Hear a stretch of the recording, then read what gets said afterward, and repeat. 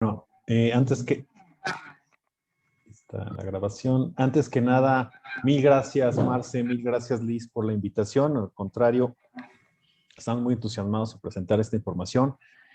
Y bueno, gracias por tus lindas palabras también. Solo una precisión, lo que vamos a ver hoy es un compendio, no tan solo de algunos estudios que nosotros hemos realizado, sino también de fuentes oficiales. Es decir, el trabajo que van a ver ustedes en esta exposición es, aglutinamos la información que el propio gobierno ha publicado en diferentes rubros, pobreza, desempleo, etcétera, para poder tener una mirada global de lo que les está pasando a los hogares mexicanos a partir del fenómeno de la pandemia. Eh, Voy a mostrar el índice para ser un poco más claros en a lo que me refiero. Y bueno, vamos a ir de arriba hacia abajo. Por eso aquí el mensaje subliminal de la pirámide, porque lo que queremos es mostrarles una mirada panorámica, como si nos subiéramos a un helicóptero y desde arriba viéramos exactamente qué le pasó a este país y a los hogares en particular de México como país completo una vez sucedido el fenómeno de la pandemia. Debo de advertirles que la información es fuerte en la medida en que nosotros íbamos compilando cada una de las fuentes de información que revisamos, pues nos damos cuenta que el impacto es un impacto sin precedentes. ¿En qué aspectos? Bueno, empezamos por el mercado laboral. Si no hay trabajo, no se detona lo demás. Después vamos a hablar de ingresos y pobreza, cómo podemos hoy determinar el porcentaje de población que se define como pobre. También los cambios en la educación. Sabemos que hubo una afectación muy fuerte con respecto a temas educativos. Después vamos a pasar por tecnologías de la información. Ustedes saben que el Internet tuvo un boom a partir de la pandemia, ya venía con una tendencia positiva, pero bueno, tuvo un boom muy importante en su uso y cambios en las aplicaciones que las personas realizan de Internet. Y finalmente vamos a hablar de, solo por redondear la información, algunas estadísticas oficiales de mortalidad, vacunas y cambios actitudinales. Entonces, nuestro propósito es que tengamos esa mirada, si quieren, en globo, desde arriba, para poder ver qué es lo que ocurrió en los hogares mexicanos de una forma general. Por supuesto que toda la información que vamos a estar presentando puede desagregarse para entender cómo fueron estos cambios, cómo impactaron todos estos cambios o movimientos eh, para mujeres, para hombres, para jóvenes, para personas mayores, para diferentes niveles socioeconómicos, etcétera. En la medida de lo posible, en este documento vamos a revisar esos cortes, pero el mensaje es que la información es muy amplia. E insisto en que la idea es tener esa mirada genérica desde arriba, como un viaje en globo, y entonces vamos a ver una serie de mapas que nos van a permitir darnos cuenta de realmente qué es lo que ocurrió. Estamos considerando en cada una de las secciones la información de fuentes para que ustedes, en caso que tengan interés, pues acudan a ellas y puedan desagregar la información. Bien, pues dicho lo cual, me parece que vamos a iniciar. Advierto también que vienen algunas definiciones, las consideramos importantes contemplar en el documento para que todos estemos, digamos, en la misma sintonía. Y empezamos. Bien, entonces, ¿qué es lo primero? Mercado laboral. Si no hay trabajo, no hay dinero. Y si no hay dinero, en los hogares se detonan una serie de efectos muy dramáticos. Entonces, empecemos por el mercado laboral. Pero para empezar a hablar de mercado laboral, eh, quisiera primero comentar cuál fue nuestra fuente de información. La fuente de información fue la Encuesta Nacional de Ocupación y Empleo, que se conoce como ENOE, es una encuesta del INEGI. Y el INEGI gracias a la información de censo de población y vivienda, tiene una nueva versión de la ENOE ajustada por datos de censo. Entonces, consideramos que esta era una información muy relevante. Son entrevistas en hogares a residentes habituales de las viviendas particulares seleccionadas. La población objetivo son personas mexicanas de 15 años y más. Es una muestra nacional que tiene representatividad a nivel entidad federativa y 39 principales zonas metropolitanas.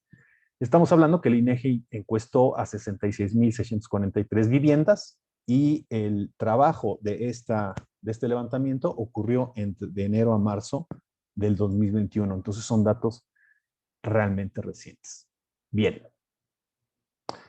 Entonces empezamos con algunas definiciones. Ahí me van a perdonar los expertos que no sé si está Manolo Herrero, va a decir, oye, Iván, me invitaste para esto, pero creo que es importante. Entonces, ahí vamos. ¿Qué es la población económicamente activa? Y si me permiten, lo voy a leer. La población económicamente activa, o también conocida como PEA o activos, son todas las personas de 12 años y más que en la semana de referencia realizaron algún tipo de actividad económica o formaban parte de la población desocupada abierta. Es decir, la población económicamente activa son todas aquellas personas que ya sea trabajaron o intentaron trabajar. Esta población contempla segmentos particulares. La primera, es decir, se derivan de la población económicamente activa, la población desocupada abierta o desempleados abiertos. ¿Quiénes son los desocupados abiertos? Bueno, son las personas de 12 años y más que sin estar ocupadas en la semana de referencia, buscaron incorporarse a alguna actividad económica en el mes previo a la semana de levantamiento o entre 1 y 2 meses, aun cuando no lo haya buscado en el último mes por causas ligadas al mercado de trabajo, pero que están dispuestas a trabajar. Entonces, que eso no es otra cosa más que aquellas personas que intentaron trabajar pero no pudieron hacerlo. Esta es la población desocupada abierta. Y cuando nosotros hablamos de tasas de desocupación, se refieren específicamente a esta población. Después tenemos a la población subocupada. Son personas de 15 años y más que tienen la necesidad y disponibilidad de ofertar más horas de trabajo de lo que su ocupación actual los permite. Es decir, la población subocupada es población que trabajó, pero que pudo haber trabajado más horas. Eso es muy importante tomarlo en cuenta porque justo este segmento se vio muy afectado después de la pandemia. Bien. Y también podemos hablar de la población ocupada informal, que comprende tanto a los ocupados, que son laboralmente vulnerables por la naturaleza de la unidad económica para la que trabajan, como aquellos cuyo vínculo de dependencia laboral no es reconocido por su fuente de trabajo. Es decir, todas aquellas personas que trabajaron en la semana de referencia, pero cuyo trabajo puede calificarse como informal. Es importante tomarlo en cuenta porque también este segmento tuvo afectaciones después de la pandemia. Entonces, para no hacerles el cuento largo, la población económicamente activa son todos aquellos que o trabajaron o intentaron trabajar. La población desocupada es la que no pudo trabajar. La población subocupada es la que pudo trabajar más horas, pero trabajó. Y la población ocupada informal es población que trabajó, pero en un trabajo informal. Entonces, ¿estamos ahí? Bien. Si hay dudas, comentarios, por favor, interrúmpame. Liz me va a hacer el gran favor de notar las preguntas. Bueno, ese es el mundo de la población económicamente activa. Ahora, definamos el mundo de la población no económicamente activa. También es relevante porque hubo cambios en esta población. ¿Qué es la población no económicamente activa? Bueno, son todas aquellas personas de 12 años y más que en la semana de referencia no participaron en actividades económicas, ni eran parte de la población desocupada abierta. Pero este segmento contiene a un subconjunto muy interesante que se llama población disponible o disponibles desocupados encubiertos. Es decir, es un segmento que lo define la siguiente frase: son todos los inactivos, porque no trabajaron, no están en la población económicamente activa, que declararon no buscar incorporarse a alguna actividad económica porque consideran que no encontrarán trabajo. Es decir, son personas que ni siquiera buscaron trabajo, pero que están disponibles. Es muy importante tomar en cuenta a esta población para ver los efectos completos. ¿Listo? Una vez que están definidos estos términos, ahora sí, veamos qué pasó con el empleo en este país después de la pandemia. Parece mucha información, van a tener que aguantarme y acompañarme en la lectura. No es difícil, pero nos permite este diagrama ver todo en su conjunto. Miren ustedes, del lado Perdón, izquierdo, Iván, sí, adelante. quisiera hacerte una pregunta porque Sí, está asociada. ¿El periodo de sí. estudio cuál es o cuál se considera una semana anterior? El, bueno, a ver, el periodo de estudio los datos que vamos a ver corresponden al levantamiento de enero a marzo del 2021, los del 2021. Pero también vamos a ver datos de 2020 que corresponden al primer trimestre de 2020. Entonces vamos a comparar primer trimestre 2020 con primer trimestre 2021. ¿Sale? No sé si contesté tu pregunta. Sí, gracias. Va. Entonces, los cuadritos en verde muestran la situación del empleo en el primer Q del 2020. Y los que están en amarillo es la situación de empleo en el primer Q 2021. Entonces, ¿por dónde empezamos? El nodo inicial está muy fácil, es la población total. En 2020 calculábamos más o menos 126.6 millones de mexicanos y en 2021 127.2 millones de mexicanos. Ahí está la comparación. Bien, entonces, ¿cómo dividimos a esta población? De entrada, hablando de trabajo. Pues primero a la población de 15 años y más. ¿Por qué? Porque uno pensaría que una persona de 15 años y más tiene la posibilidad de trabajar. Para el 2020, 95 millones de mexicanos. En el caso del 2021, 97. Esta cifra se va moviendo naturalmente porque la población va incrementando. Bien. ¿Cuántos millones de personas caían en la población de 15 años, de menos de 15 años? 30.8 millones en el 2020 y 30.2 millones en el 2021. Diferencias por ajustes menores. Pero entonces, ¿cuál es esta primera lectura? Bueno, grosso modo, y esto no ha cambiado a lo largo del tiempo de forma fundamental, el 75% de la población en México tiene más de 15 años y el 25% de la población en México tiene menos de 15 años. Lo mismo ocurrió en el 2021, no es algo sorprendente. Bien, pero ahora ya vienen los cambios. Observemos lo siguiente. Nos vamos a concentrar en la población de 15 años y más, exclusivamente. Bueno, estos 95 millones, 95.8 millones del 2020, 57.3 millones de personas formaban parte de la población económicamente activa en el primer trimestre del 2020. Y el resto, 38.5 millones, correspondían a la población no económicamente activa.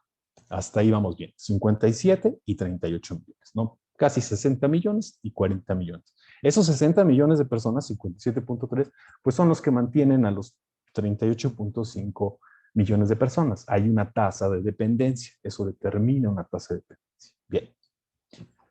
¿Cómo se ven esas cifras en 2021? Y aquí empiezan a surgir las diferencias interesantes. Miren ustedes. La población económicamente activa en el 2020 eran 57.3 millones. Para 2021 baja a 55.4 millones. Eso es un fenómeno rarísimo. Normalmente la población económicamente activa se mantiene y varía ligeramente solo por cuestiones de crecimiento poblacional. Bueno, 2 millones de personas menos en población económicamente activa es de llamar la atención. ¿A dónde se fueron esas 2 millones de personas? Bueno, veamos la población económicamente no activa. En el 2020 teníamos 38.5 millones de personas que conformaban la población económicamente activa. ¿Qué pasa en el 2021? Ese porcentaje aumenta a 41.6 millones. Cuestión rarísima también. 38.5 millones en el 2020 y súbitamente tenemos mucho más personas en la población económicamente activa. Ya se estarán imaginando en dónde cayeron dentro de la población económicamente activa. Entonces, eso es un primer dato a anotar. 2 millones de personas menos en población económicamente activa en el 2021. ¿A dónde se fueron? Vamos a analizarlo. Miren, población económicamente no activa en el 2020, 38.5 millones de personas. ¿Cuántos eran disponibles? Y ahí es donde me gustaría que notáramos la diferencia. Disponibles en el 2020, 5.8 millones de personas, que corresponde al 15% de la población no económicamente activa. Vean ustedes lo que sucede en el 2021. Esas 41.6 millones de personas, se incrementa el número de personas en la población no económicamente activa, se divide de la siguiente manera: 8.4 millones de personas disponibles y 33.2 millones de personas no disponibles. Comparen la cifra de disponibles entre el 2020 y 2021. Pasamos de 5.8 millones de personas disponibles, es decir, acordémonos que es la población disponible. Son personas que no buscaron trabajo, pero que podrían haber trabajado y no lo hicieron porque sabían que no iban a encontrarlo. Pasa de 5.8 millones a 8.4 millones. Ese salto es gigantesco, se los puedo decir. Ahora ya estamos entendiendo a dónde se fueron esas personas que en el 2020 formaban parte de la población económicamente activa y que en el 2021 ya no. Están en población disponible. Chicos y chicas, esto es muy importante porque normalmente cuando nosotros escuchamos el porcentaje de desempleo, solamente observamos a la población económicamente activa. Es decir, aquí hay un 2.6 millones de personas, una cantidad impresionante de personas que aumentaron las filas de la población no económicamente activa, pero disponible. Entonces, este dato es muy relevante. Son personas que podrían haber trabajado, pero que no lo hicieron. Ya es una diferencia muy notoria. Bueno, eso es en cuanto a la población económicamente no activa. Y observen ustedes que los disponibles prácticamente no se movieron. En 2020, perdón, los no disponibles prácticamente no se movieron. Los no disponibles, ¿quiénes son? Pues son los niños, amas de casa, las personas mayores. Todos esos segmentos se pueden considerar no disponibles. Bueno, ¿cuántos eran en el 2020? 32.7 millones. Pues prácticamente se mantienen igual en el 2021, 33.2 millones. Entonces, la diferencia principal está en la población disponible que corresponde a los no activos. Ese es el primer dato. De hecho, en porcentajes pasamos del 15% de población disponible a un 20% de población disponible. Eso es un dato muy notorio. Bien, ahora veamos el mundo de los económicamente activos. También hay cambios muy importantes. Observen ustedes. En 2020 teníamos 57.3 millones de personas que correspondían a la población económicamente activa. Ya 2021 comentamos que baja a 55.4 millones. La diferencia se fue a disponible, casi seguramente. Bien, de esos 57.3 millones del 2020, la ocupada, es decir, los que trabajaron en 2020 era el 96.6%. Y la desocupada, esa desocupación abierta, eran 2 millones, que correspondía al 3.4%. Es decir, la tasa de desempleo en 2020 era del 3.4%. Bien, ¿qué pasa en 2021? Bueno, de los 55.4 millones de personas que constituyen la población económicamente activa en el 2021, que ya de entrada llaman la atención esa baja que comentábamos, baja casi 2 millones en número la población económicamente activa. Bueno, de esos menos personas que corresponden a la población a la PEA, la población económicamente activa, ocupados, 53 millones. Comparen ustedes los 55.3 millones ocupados en el 2020 con los 53 millones ocupados en el 2021. Es una baja impresionante. 55.3 a 53. Ahí ya tenemos un número de personas menos ocupadas. Bueno, eso significa que las desocupadas que fueron 2.4, la diferencia, significan el 4.4% de la población económicamente activa. Y ahí tienen la tasa de desempleo del 2021, 4.4. Comparen el 3.4 con el 4.4. Pero en realidad estamos hablando nada más de 400,000 personas. 2 millones de desocupados en el 2020 y 2.4 millones de desocupados en el 2021.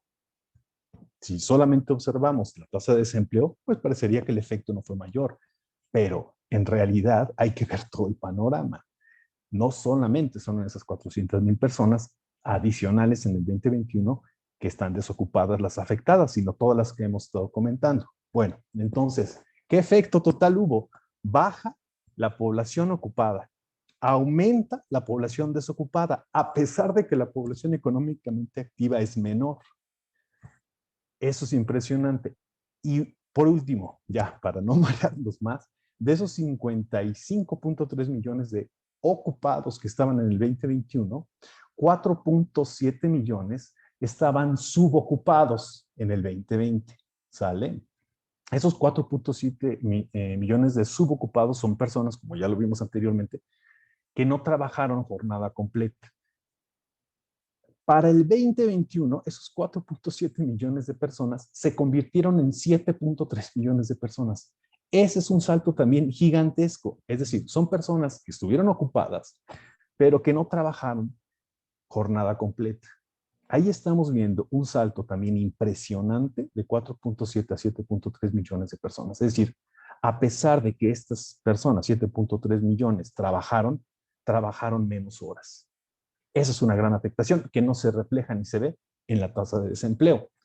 Y también podemos observar que los informales en el 2020 eran 31 millones y ahora en el 2021 baja el número de personas en informalidad a 29.2 millones. Eso, al final de cuentas, se va a traducir en una mayor tasa de informalidad, porque a pesar de que tenemos más o menos el mismo universo, como el número de ocupados disminuyó, entonces la tasa de informalidad aumenta. Bien, hasta acá, empleo. Voy a avanzar, pero creo que no. Algo pasa que no puedo avanzar. Ahí está. Listo. ¿Cómo fueron todos estos cambios? Miren, esta tabla, rápidamente lo voy a mencionar, muestra el total de personas ocupadas. Ya decíamos 53 millones en el 2021 y 55 millones en el 2020. Por sector de actividad, ¿en dónde fueron las principales afectaciones? Ya decíamos que en términos absolutos estamos hablando de una baja de 2.1 millones de posiciones de trabajo. ¿En dónde ocurrieron estas bajas principalmente? Observen ustedes, en sector primario prácticamente no hay movimientos. Sector secundario tampoco. El problema estuvo en el sector terciario. Hablábamos en 2020 de 34.5 millones de personas, para 2021 de 32.6 millones de personas. Esa es una diferencia de casi 2 millones de personas solamente en el sector terciario. Claro, es el mayoritario, pero el número de bajas de posiciones de trabajo fue gigantesca. Específicamente en donde en el sector terciario, en comercio, casi 700,000 posiciones. Restaurante y servicios de alojamiento, también 700,000 personas. Transportes, comunicaciones, correo y almacenamiento, 200,000 personas. Y servicios diversos, 600,000 personas. Esta es la razón por la que la mayor parte de las afectaciones ocurrieron en los servicios que nosotros ya de alguna manera teníamos identificados, ¿no? Restaurantes, comercio, transporte. Pero este es un ejemplo de exactamente en dónde se presentaron las mayores afectaciones. Y ya cuando, no lo vamos a presentar, pero cuando desagregamos por edad y sexo, los jóvenes fueron más afectados y las mujeres también fueron las más afectadas. Bien, saldos en mercado laboral a manera de resumen. 1. Disminución de 1.9 millones de personas en la población económicamente activa, al pasar de 57.3 millones a 55.4 millones. Eso es algo totalmente sorprendente. La población ocupada en el primer trimestre del 2021 fue de 53 millones de personas, lo que significa una disminución de 2.3 millones versus el primer trimestre del 2020.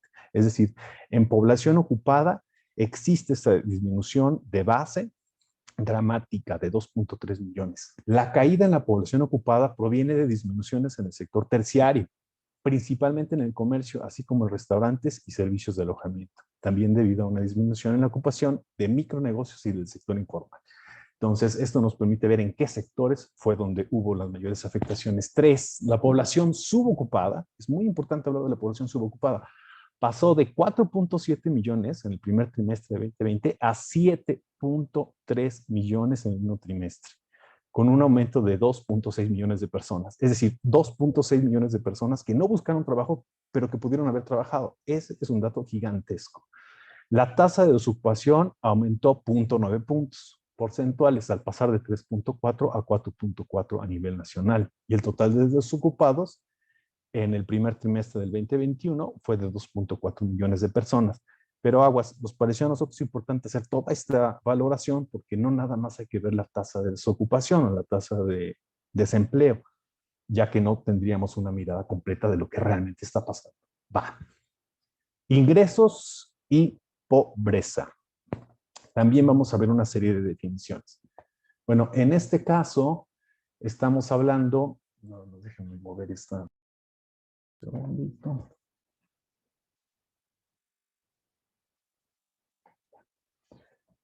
Bien. Bueno. Listo. Oh. Ingresos y pobreza. Bueno, la fuente de información corresponde, justamente tengo el...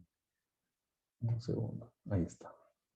Bueno, vamos a utilizar, vamos a reportar los datos de una encuesta que se llama COVID, que la levantó Ibero Quide. Esta fue una encuesta telefónica a personas de 18 años y más de las 32 entidades federativas, son 1.452 entrevistas y se levantó del 26 de febrero al 29 de marzo del 2021. También vamos a estar viendo datos de Coneval, pero bueno, nos pareció importante rescatar esta encuesta. Bien. Un segundo. Ya. Definiciones. Bueno, hay dos medidas de pobreza. Una que se conoce como pobreza extrema pobreza extrema por ingresos y otra que es pobreza por carencias sociales. Vamos a entender lo que son primero o lo que es la pobreza extrema por ingresos. Bueno, al fin de identificar a la población con ingreso o un ingreso insuficiente para adquirir los bienes y servicios que requiere, el Coneval define la línea de pobreza por ingresos y la línea de pobreza extrema por ingresos. Bueno, la línea de pobreza por ingresos hace posible identificar a la población que no cuenta con los recursos suficientes para adquirir los bienes y servicios que precisa para satisfacer sus necesidades, tanto alimentarias como no alimentarias. Es decir, es la línea en pesos mensuales que a una persona le permitiría mínimamente satisfacer tanto sus necesidades alimentarias como no alimentarias. Por otra parte, la línea de pobreza extrema por ingresos, aquí estamos hablando de pobreza extrema, permite identificar a la población que aún al hacer uso de todo su ingreso en la compra nada más de alimentos, no puede adquirir lo indispensable para tener una nutrición adecuada.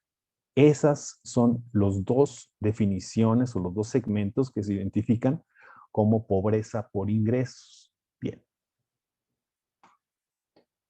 Avanzo. Se está trabando un poquito la presentación. Segundo. No entiendo por qué se...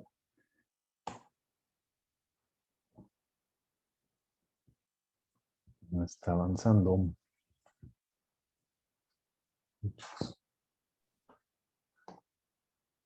Ya. Bien, ahora hablemos de pobreza por carencias sociales. Eso es lo más, digamos, común cuando se habla de pobreza. Bien, una persona experimenta carencias en el espacio de los derechos sociales cuando padece al menos una de 6 carencias. A este punto de corte se le llama C1 y se le va a denominar umbral de privación, es la población en pobreza. simple y llanamente. ¿Cuáles son esos 6 aspectos o carencias sociales? 1, rezago educativo, acceso a los servicios de salud, acceso a la seguridad social, calidad y espacios de la vivienda, acceso a los servicios básicos en la vivienda y acceso a la alimentación nutritiva y de calidad. Bien. Al igual que en la pobreza por ingresos, hay una definición de pobreza extrema. Es decir, el umbral de privación extrema permite identificar a la población en situación de pobreza multidimensional cuando al menos tiene 3 de estos factores. Es decir, es la población que presenta un número importante de carencias sociales. Grosso modo, a la de arriba le vamos a llamar población en pobreza y a la de abajo, población en pobreza extrema. Bien, veamos esta infografía que obtuvimos del Coneval y que nos permite dimensionar de una forma muy rápida y comparativa qué porcentaje de la población cae en cada uno de estos rubros. Bueno, empezamos por pobreza por ingresos y aquí estamos haciendo el comparativo entre 2008 y 2018. Pobreza por ingresos, 2008 49%, 2018 48.8%, es decir, más o menos la mitad de la población en el 2018 se consideraba pobre por ingresos. ¿Y qué tal la pobreza extrema por ingresos? En 2008, 16.8%, más o menos lo mismo, 16.8% en 2018. Ahora hablamos de pobrezas por carencias sociales. 2008, 44.4%, 2018, 41.9%. Esa es pobreza, es el tamaño de la pobreza por carencias sociales. Y pobreza extrema, 11% en 2008 contra 7.4% en 2018. Bien. Esta gráfica nos permite ver cómo ha evolucionado la población en situación de pobreza, que es la línea amarilla, y la población en situación de pobreza extrema, desde el 2008 hasta el 2018. Primera observación, vean ustedes, pobreza, 44, 46, baja 45, sube a 46, y después a partir del 2014, 2016, observamos una caída a 43%, 2018 41.9%. Tendencia a la baja hasta el 2018. Pobreza extrema, en 2008 estábamos en un 11% y pobreza extrema ha venido constantemente disminuyendo, 9.8 para 2012, 9.6 para 2014, 7.7 para 2016, 7.4 para 2018. ¿Qué habríamos esperado en el 2020? Pues un número pues parecido a los 7.2, haciendo una tendencia lineal de la información. Observen ustedes lo que pasa a partir de las estimaciones de la ENCOVID. Pobreza, 2018, 42%. Para marzo del 2021 se calcula hasta un 54% de la población en pobreza, un aumento gigantesco de 12 puntos porcentuales. Pobreza extrema, ustedes ya lo vieron, veníamos en un 7%, bastante estable y con una tendencia a la baja. Para 2021, 15%. Prácticamente se duplica el porcentaje en pobreza extrema, dramático. Vamos a ver pobreza extrema por ingresos. En 2018 ya veíamos un 17%. Para 2021, 32%. Pobreza extrema por ingresos también se duplica a un 32%. Pobreza por ingresos, ya decíamos que en 2018 más o menos la mitad de la población estaba contemplada en este segmento. Para 2021 aumenta 14 puntos al 63% de la población. Impactante. Esto no se esperaba. Bien, eso es en cuanto a pobreza. Ingreso. ¿Qué pasa con ingreso? Bueno, Coneval también nos ayuda a entender cómo se observaron los cambios por ingreso. Bueno, aquí tienen ustedes el ingreso mensual promedio por persona, es por persona, de acuerdo al quintil de ingreso. ¿Qué es esto del quintil? Pues es muy sencillo. Se toma la totalidad de personas de acuerdo al ingreso que reciben mensual. No necesariamente trabajas, si Si tú no trabajas, estás en la población económicamente no activa, pero tus papás sí, bueno, eso hace que tú tengas un ingreso de alguna manera. Entonces, estos números que ven ustedes es el promedio personal mensual por quintil. El primer quintil agrupa al 20% de la población que ingresa menos dinero, y el último quintil, el 5, es el 20% de la población que tiene más presupuesto para vivir durante un mes. Observen ustedes los cambios. En el quintil primero, es decir, el de menores ingresos, cuando el promedio en 2020 era de 156.46 pesos mensuales por persona, pasa en 2020 a 92.69. Eso es dramático. Prácticamente la mitad del ingreso personal del primer quintil. Y después se vienen diluyendo los efectos. Pasamos, por ejemplo, en el segundo quintil de 868 a 769 y después va siendo menos dramático. Si observamos el último quintil, pues son 4.900 pesos a 4.856. Es decir, no a todo mundo le pegó de igual forma la pandemia en términos de ingreso.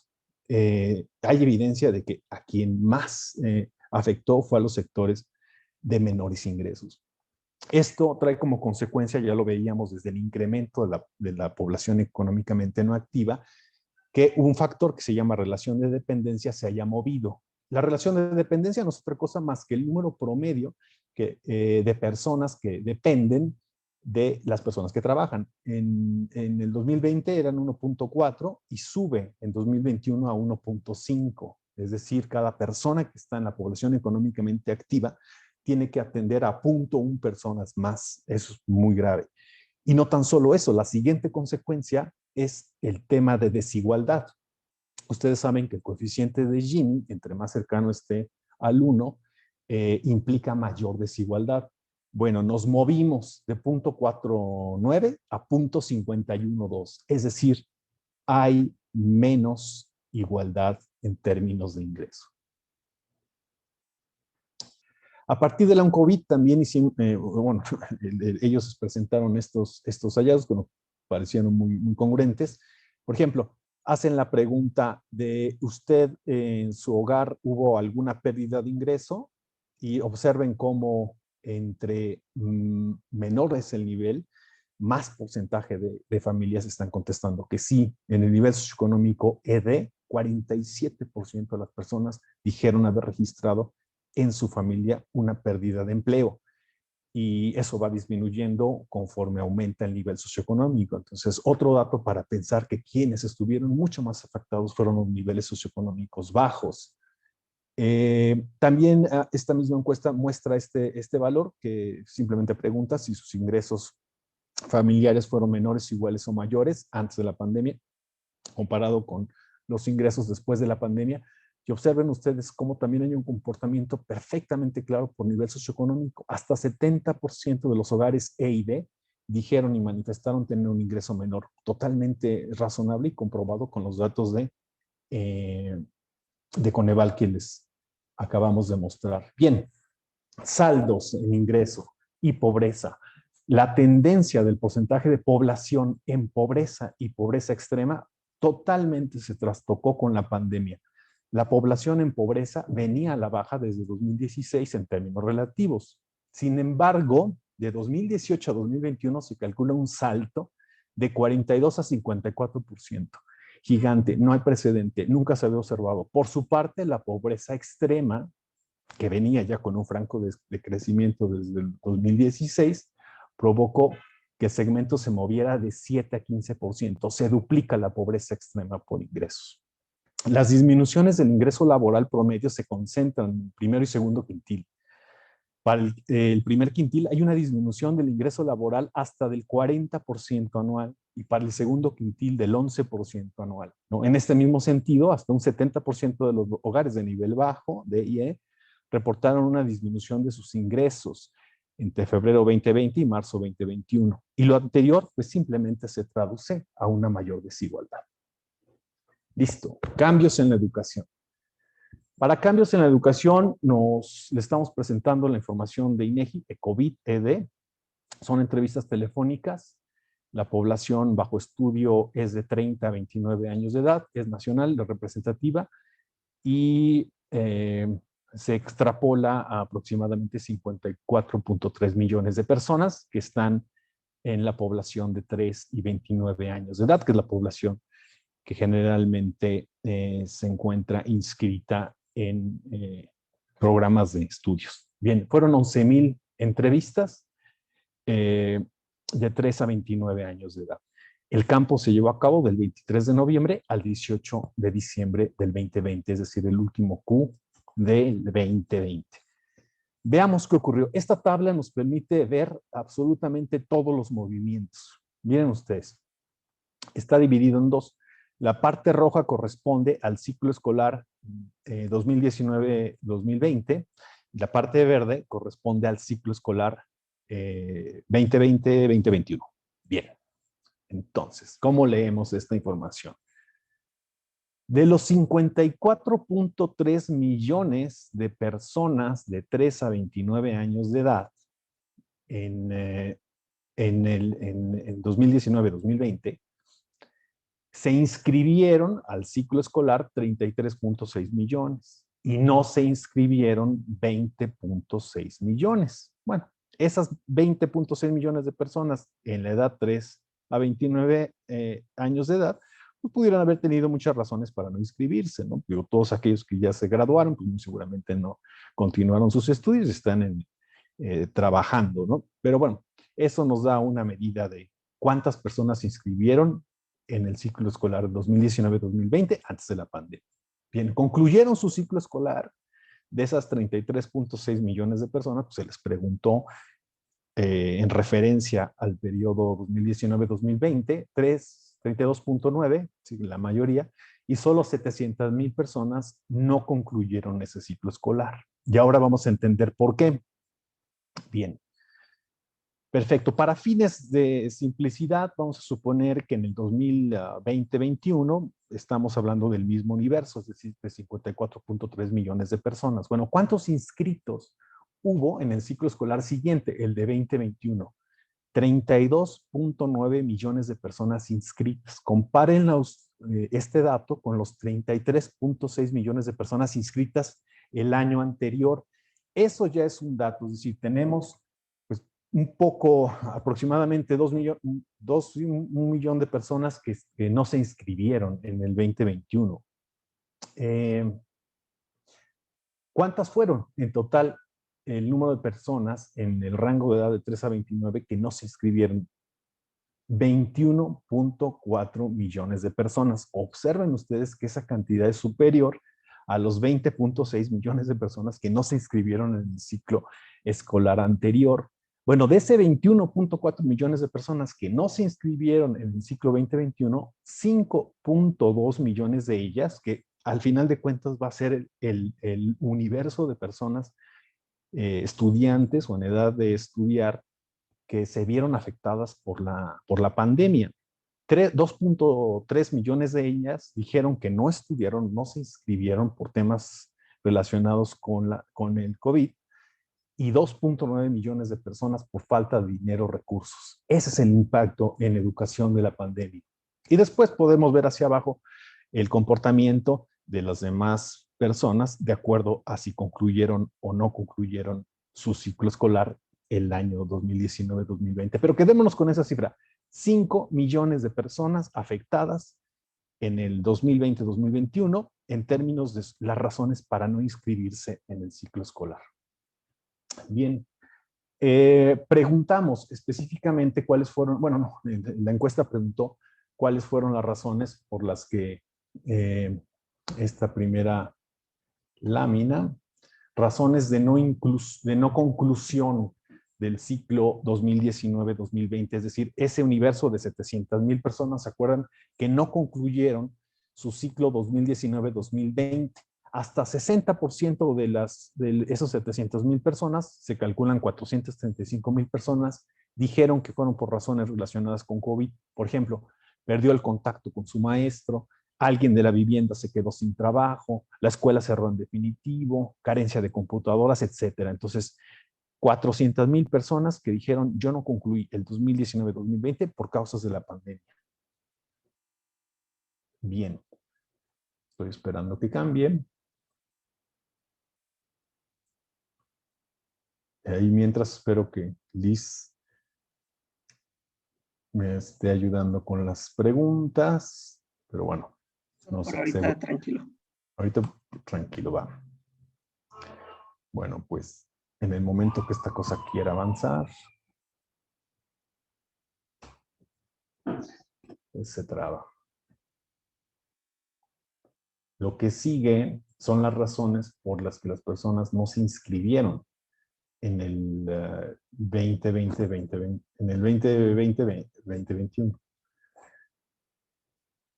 Bueno, pues esas cosas de la tecnología no me permite avanzar. ¿Qué hacemos? O no, si quieres volver a compartir, detener y volver a ver si se... De plano, ¿verdad? A ver, vamos a hacerlo de nuevo.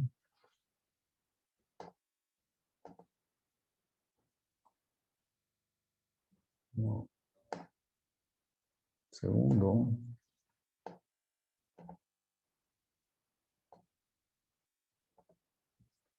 Ahí está.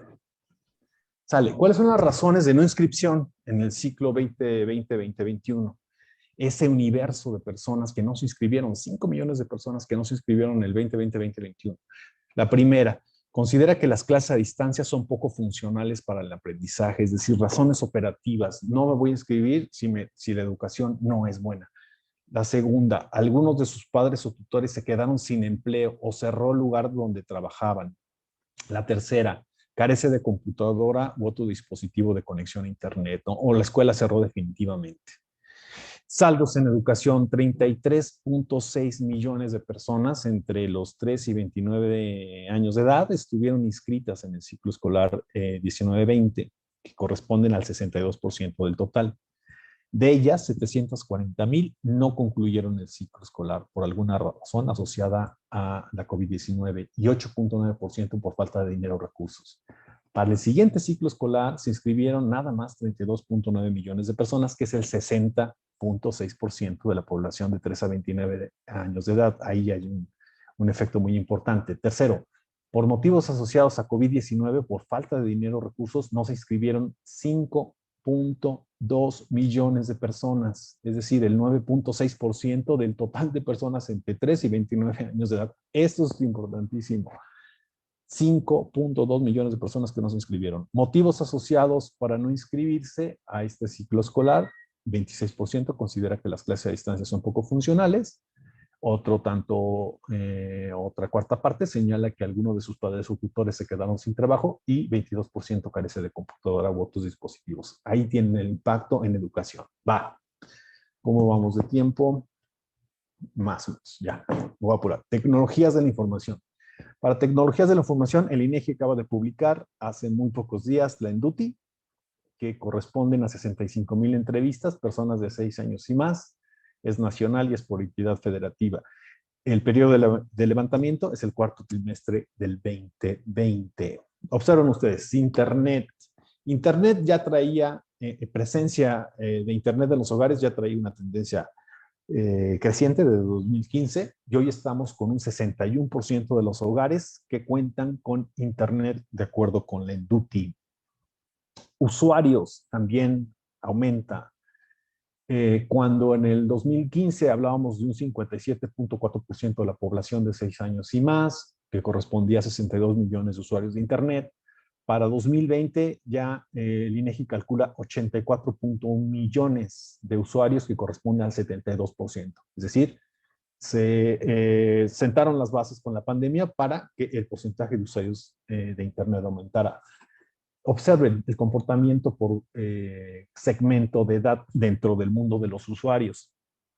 Población joven, digamos de 12 años y más, son los principales usuarios de Internet con tasas de uso hasta del 90%.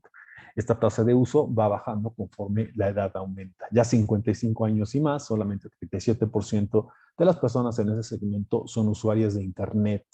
Y esto forzosamente va a ir cambiando. Las nuevas generaciones muy seguramente están adoptando más el uso de Internet. Usuarios de Internet según tipo de conexión, también importante. Acá tenemos la oportunidad de hacer el comparativo contra 2020 y 2021. Observen ustedes cómo hay un incremento en el uso de celular, 95.3% para 2020, sube a 96% en el 2021 y baja computadora portátil como dispositivo de acceso y también baja la computadora de escritorio de forma importante de 41 a 33 y de 28 a 16. Es decir, conclusión, el celular es la manera de conectarse a Internet. Y no tan solo cambia eso, sino también cambia el tipo de uso. Cuando comparamos 2019 contra 2020, bueno, hay muchos usos muy relevantes que se mantienen con tasas bastante similares: comunicación, información, acceder a redes sociales, entretenimiento, etcétera. Pero observen ustedes los incrementos en uso, por ejemplo, para apoyar la capacitación o educación de 83 a 85%. También un incremento muy importante, nos llama mucho la atención, para comprar productos o servicios. Cuando en 2019 era el 22%, 2020 27%, un incremento significativo. Para operaciones bancarias en línea de 16 a 21%, para utilizar servicios en la nube de 19 a 21%. Entonces, esto nos da una idea de cómo las personas están utilizando de forma diferente versus el 2019 el Internet.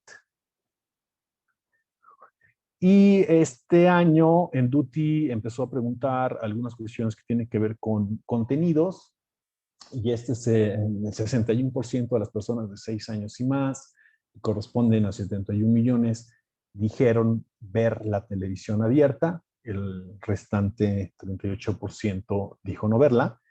Y se preguntó por géneros. Ustedes pueden observar cómo la televisión abierta principalmente se utiliza para ver noticiarios, películas, telenovelas y caricaturas, ¿no? Este dato pues ya se comparará contra las siguientes emisiones de Enduti. Saldos en tecnologías de la información. Se incrementa la presencia de Internet en los hogares al pasar del 56% al 60% en 2020. Porcentaje de personas de 6 años y más usuarios de Internet alcanzó en 2020 un 72%, que equivale a 84 millones de mexicanos. Las edades jóvenes registraron los mayores porcentajes de uso de Internet y crece el uso de smartphone como dispositivo para conectarse a Internet y decrecen el uso de computadoras, de escritorio y portátiles. De 2019 a 2020 aumenta el consumo de Internet para apoyo en programas de capacitación y de educación, para realizar compras de productos o servicios y para efectuar operaciones bancarias. Bien, última sección, mortalidad, vacunas y actitudes. Esto lo estamos incluyendo como para solamente redondear la información que ya vimos.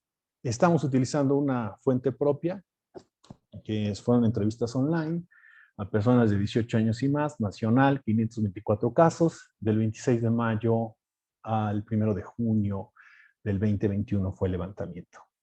Bien, pero antes, hablando de muertes, y vamos a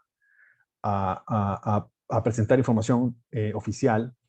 Este es el histórico de defunciones de enero a agosto de 2011 a 2020. Y tenemos dos líneas. La primera son el total de defunciones al año que se registraban en este país de 2011 hasta 2019, y el total de defunciones que se registraron entre enero y agosto. ¿Por qué agosto? Porque es el periodo que estudió INEGI para poder hacer sus estimaciones de un concepto que se llama excedente de mortalidad.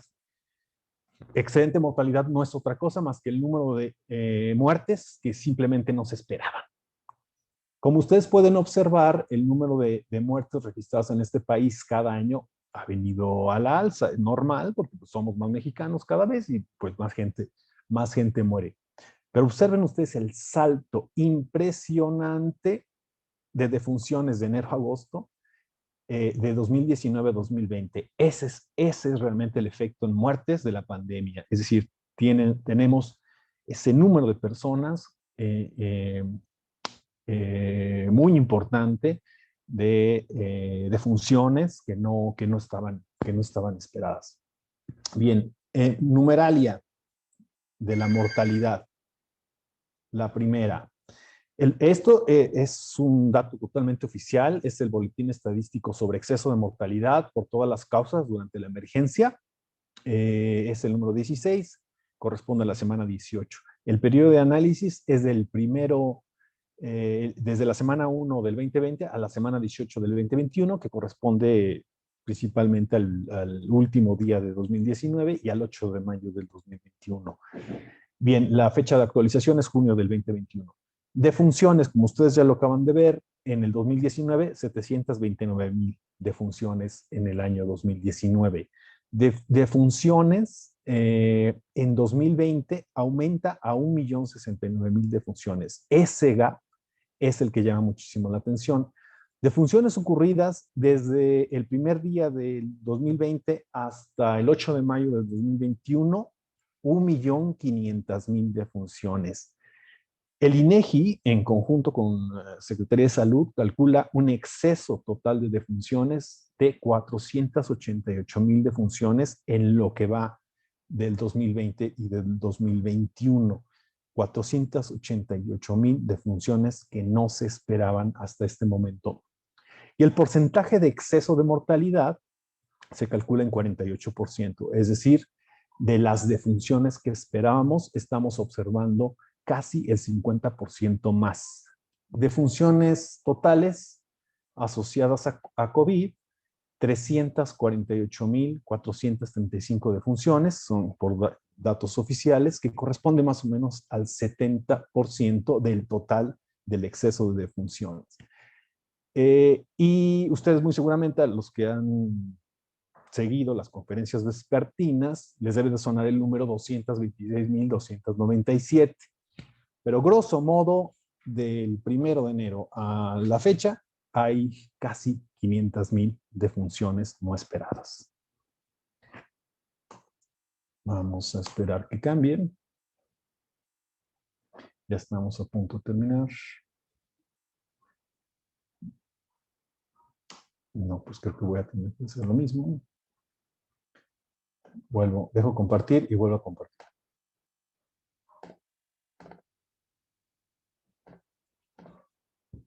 Ahí está. Bien, vacunación. Bueno, nosotros le preguntamos a esta muestra de personas si pensaban vacunarse o no. 69% de las personas nos dijeron que sí. Ya estamos hablando del estudio que levantamos nosotros. 69% nos dijeron que sí, 4% nos dijeron yo no me pienso vacunar, 10% aún no lo ha decidido y 17% ya me vacuné. Y les preguntamos, oye, ¿qué vacuna te gustaría? Hasta un 34% de las personas nos dijeron Pfizer, después AstraZeneca. Por edad, bueno, no es una sorpresa observar que las personas de 55 años y más, hasta un 80% nos dijeron que ya se vacunaron, y observen cómo van decreciendo los porcentajes de ya me vacuné conforme va bajando la edad. Bien. Por nivel socioeconómico, a la pregunta, ¿hay personas que ya se vacunaron en tu casa? Estamos observando una respuesta sí en niveles socioeconómicos más altos, pues muy seguramente aquellas personas que se fueron a vacunar a otros lugares. Y ya para finalizar, hablando de actitudes, nosotros hicimos un ejercicio en el que identificamos 4 segmentos actitudinales con respecto al COVID.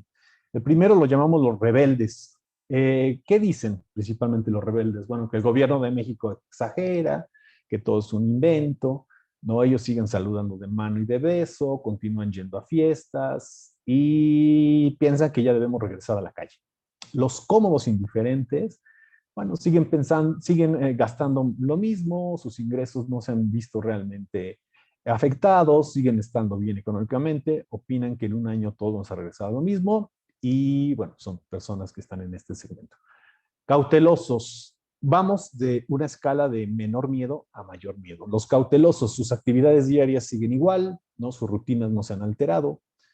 Creen que una vez que estemos en semáforo verde, bueno, vamos a regresar a la rutina acostumbrada, y son personas que guardan distancia, usan cubreboca, pero de vez en cuando o en el momento que termine la pandemia van a dejar de hacerlo. Y finalmente los apanicados son los que tienen niveles de miedo mayor, ¿no? Hay que ahorrar, están preocupados por el futuro, su familia se ha visto muy afectada con la crisis, no pueden gastar lo mismo, consideran que la enfermedad es seria y están muy preocupados por lo que pueda pasar. Bien, en octubre del 2020 teníamos la siguiente distribución, un 35% en apanicados, este sector de mayor miedo, 22% cautelosos, 20% cómodos indiferentes y 23% rebeldes. Observen ustedes cómo cambia. Ya en junio del 2021, el porcentaje del segmento apanicados pasa de 35 a 22%, muy seguramente bajan a cautelosos, y el porcentaje de rebeldes, que era 23%, sube a 29%, ¿no? Entonces, posiblemente esos cómodos indiferentes ya se mueven a rebeldes. Conclusión, hay menos miedo.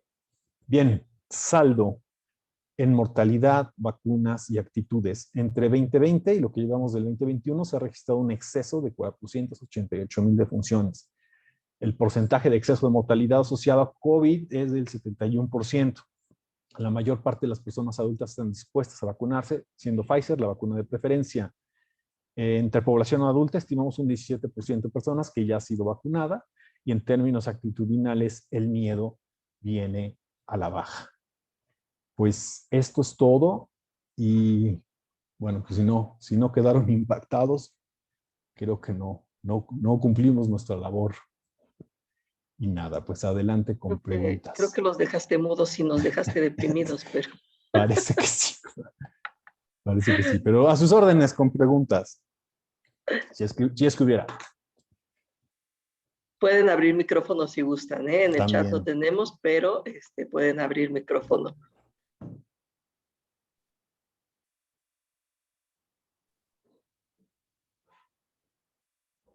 Ay, gracias, Frida.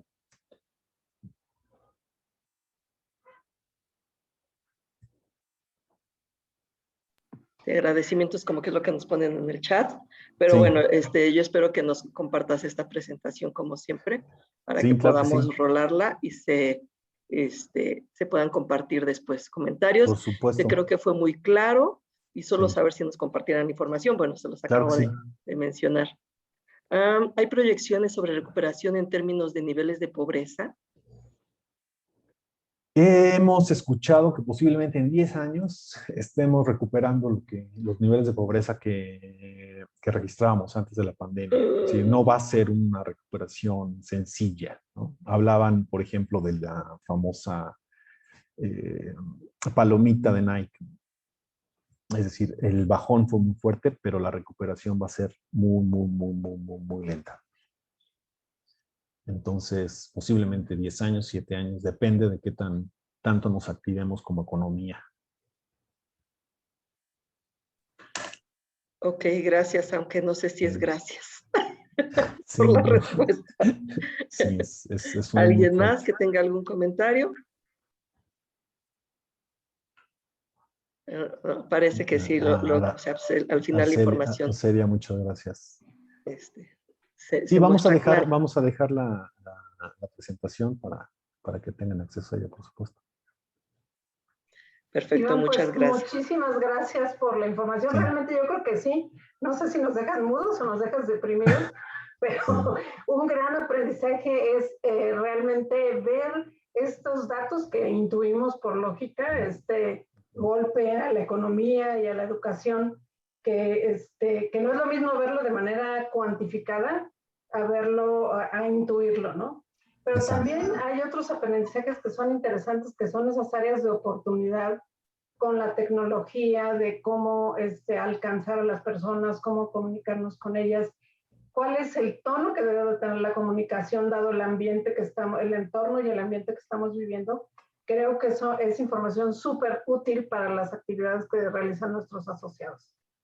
Y otro tema súper interesante es que nos has enseñado el día de hoy que hay otra manera de leer los datos oficiales, que hay una forma diferente de sumergirse en esos datos y encontrar la información que estamos buscando, analizarla e interpretarla de una manera mucho más coherente conforme a las necesidades que tiene cada uno de los sectores. Creo que eso es sin duda un aprendizaje súper valioso, el cual de verdad te agradecemos muchísimo, como siempre, esa habilidad que tienes tú para analizar los datos, combinar los datos oficiales con los aprendizajes que tienes tú dentro de tu compañía.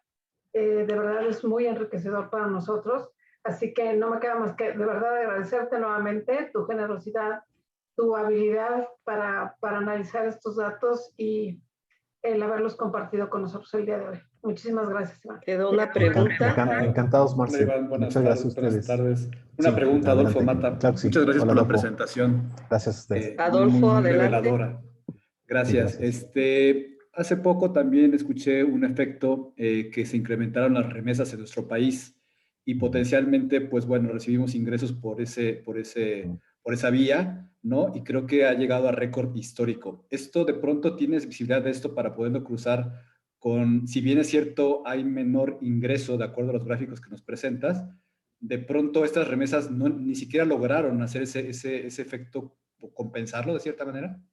Esa es justo la respuesta.